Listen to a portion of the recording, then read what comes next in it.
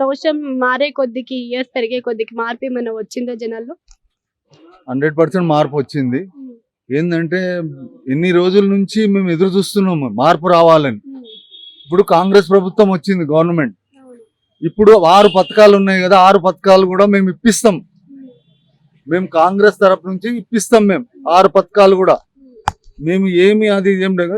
మార్పు రావాలని అంటే కూడా ఇక్కడ ప్రభుత్వం ఎట్లా ఉందో 42 లక్షల ఫ్యాక్టరీలు బంద్ చేసిండు చంద్రబాబు నాయుడు.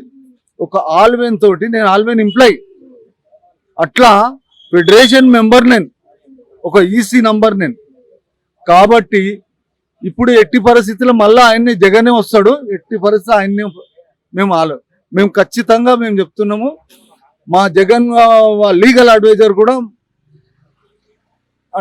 మా సోషల్ వర్కర్. అంటే జగన్ పరిపాలనలో రౌడీ రాజకీయాలు ఉన్నాయి అంటున్నారు, మరి అది ఎంతవరకు నిజం అనుకోవచ్చు?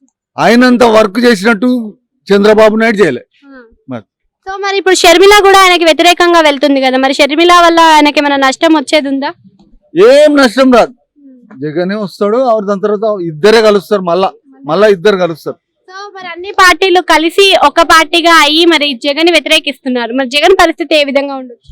జగన్ పరిస్థితి ఏం కాదు. జగన్ కి ఇంత కూడా ఏం దక్కగలగదు. వాళ్ళ నాయన ఎట్లా ఉండో అట్లా పరిపాలిస్తాడు. థ్యాంక్ యూ అండి.